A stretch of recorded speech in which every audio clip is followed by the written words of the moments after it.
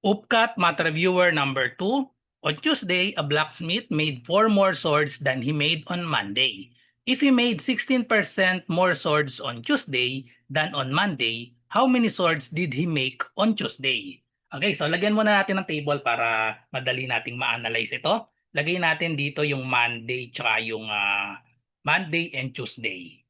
Okay? So Monday, M na lang for Monday and then T for Tuesday. So on Tuesday, a blacksmith made four more swords than he made on Monday. So yung mas marami daw kay Tuesday kaysa kay Monday, no? So pwedeng lagyan natin si Monday X. Si Tuesday naman, sabi si Tuesday ay four more. Four more than. So ibig sabihin na to, si Tuesday pwede natin gawing X plus 4. Okay?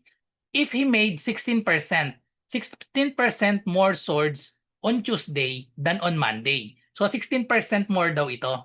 16% more.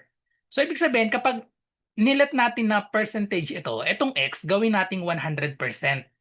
Kapag ginawa nating si X, ito yung sa Monday 100%, 16% more daw si Tuesday. So si Tuesday magiging 100 plus 16 kaya 116% siya.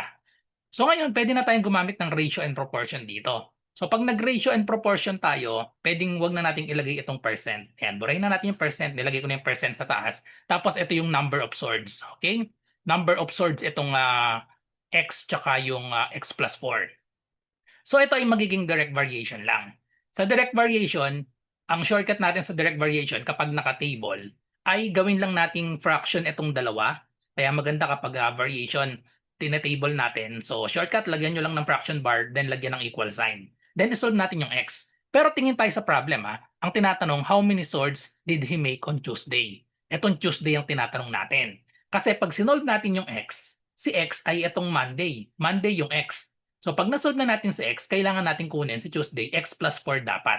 Okay? Or another table, pwede natin gawing si Tuesday ay x, tapos Tuesday ay x, tapos si Monday naman magiging x minus 4. Para pag nasolve natin yung x, tapos na yon, x na yung masasolve natin.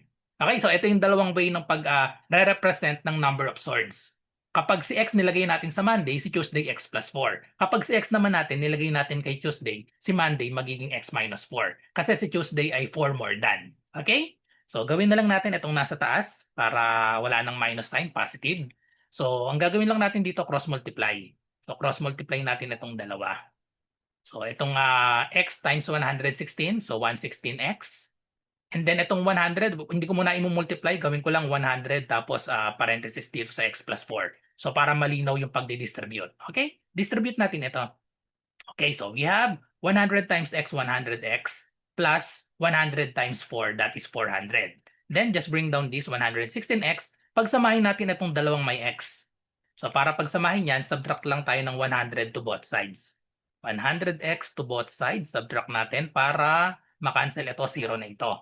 Pag sinubtract ito, this is equal to 16x equals 400. Okay, so last step na tayo. Divide lang natin both sides by 16.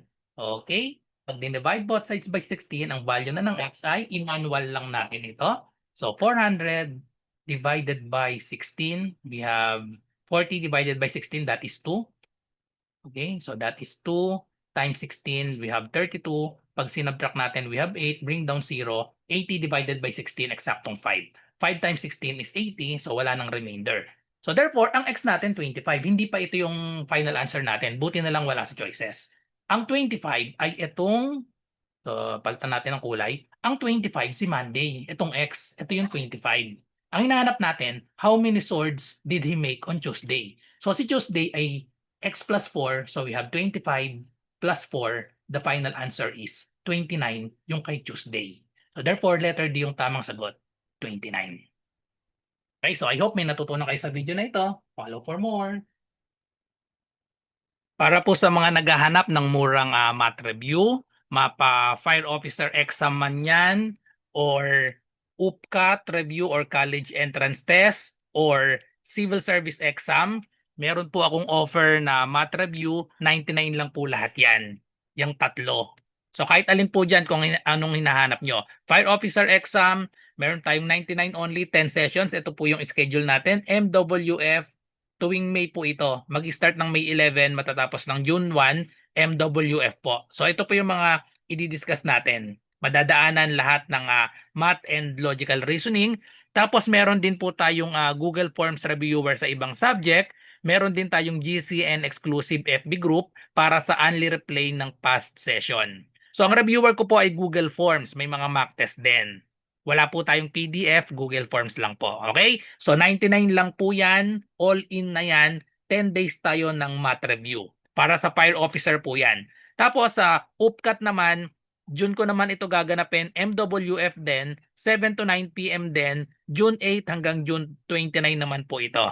So 10 days na math review. Meron din tayong Google Forms reviewer sa ibang subject. May mock test din po. And then may exclusive FB group din po. So June po yan, yung UPCAT.